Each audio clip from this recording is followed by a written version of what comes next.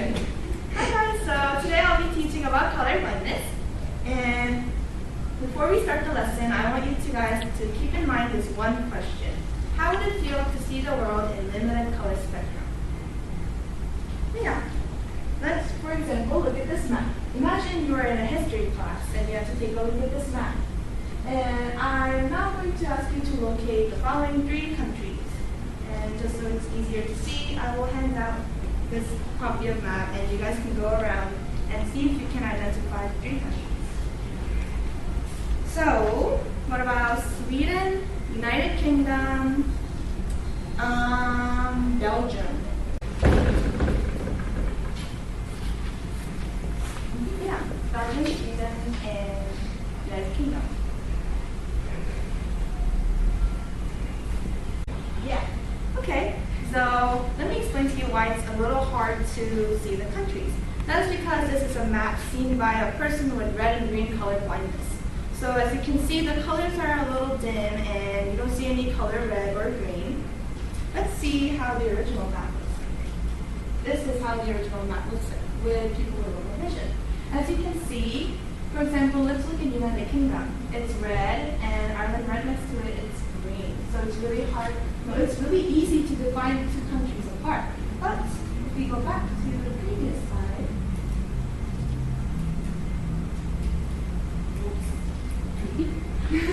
the colors seem a little similar. That is because people with red and green color blindness have a hard time distinguishing between 2 colors and 2 shades of green and red.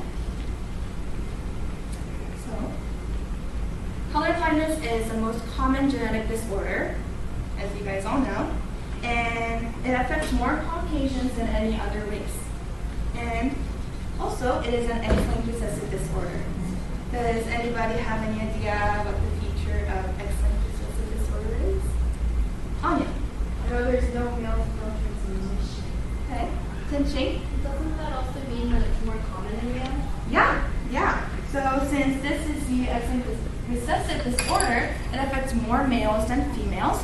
In the United States, for example, 8% of males are affected with colorblindness, whereas only 5.5% of females are affected with colorblindness. So, okay. Let's go on to... So this is another activity I prepared for you guys.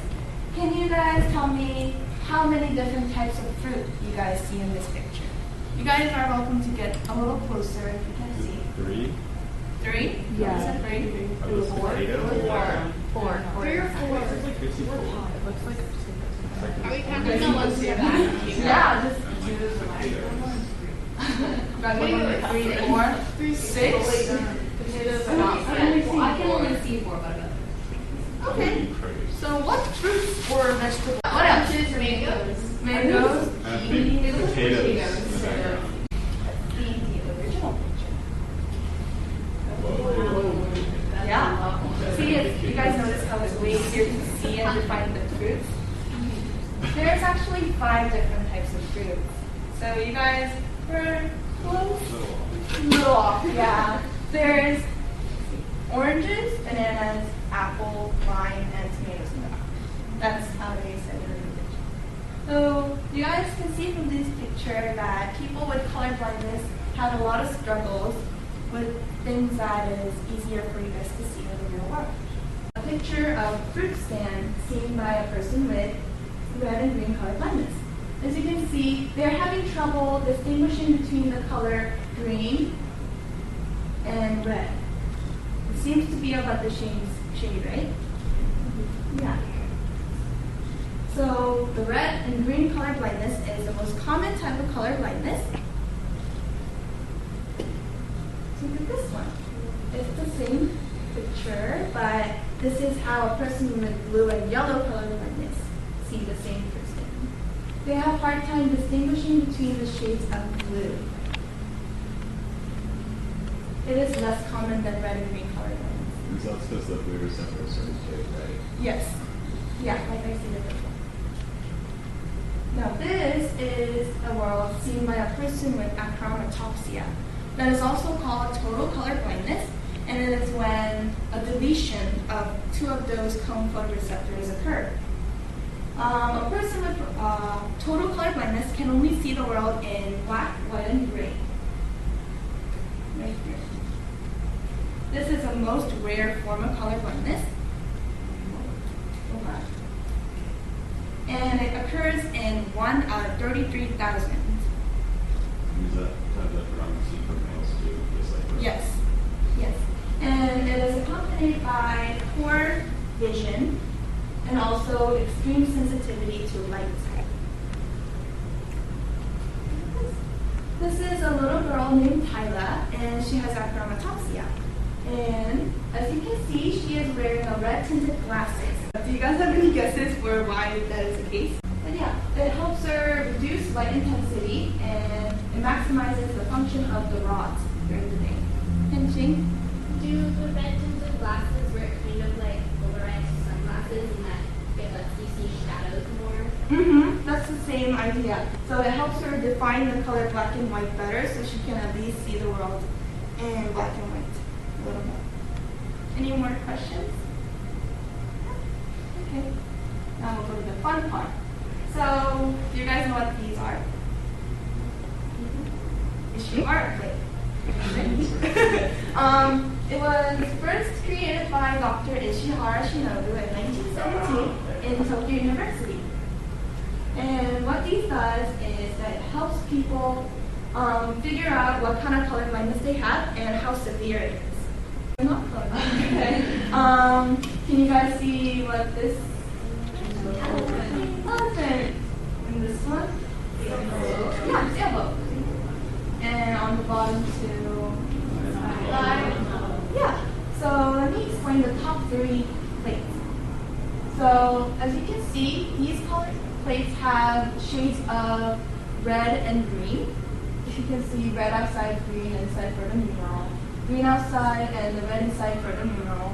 And what this does is when a person cannot determine any of the numerals in the plate, then they are red and green color blindness.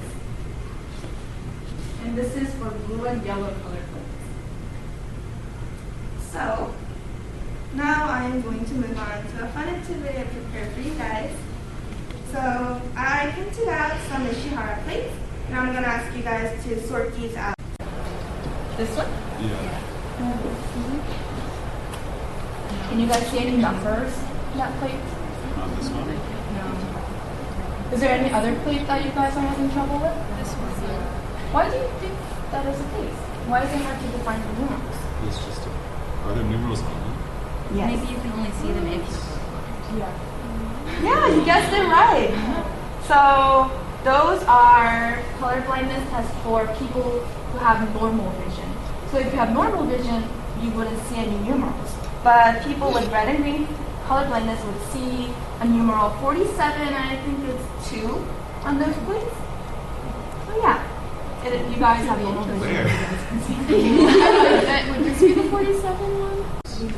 Yeah, that's great. Those plates determine red and green colorblindness, and these determine blue shades of colorblindness. Can you guys think of any benefits that'll come from having colorblindness, or any handicaps that they will? Pinching. When you're colorblind, don't you see like shades of gray better? So a lot of people who are colorblind are really good artists. Not just shades of gray, but shades of blue. So if you can see like this, it would be able to tell this really easily because it's 2 different shades of blue. Yeah, so they have better night vision because they can tell the shades of blue and navy. And they're also good at determining camouflages. So, okay. Catherine? Are people always born with colorblindness, or can you get it after? Good question. So there's 2 causes of colorblindness. One is inherited cause, and other one is environmental cause. So inherited, if you're a carrier, if your parent is carrier, there's chances of you being colorblind, and if you're male, there's more chance of becoming colorblind. Or there's also environmental factors where chronic diseases such as Alzheimer's, diabetes can result in colorblindness, or direct damage to your brain or your eye can also result in colorblindness. Any other questions? Okay, thank you guys.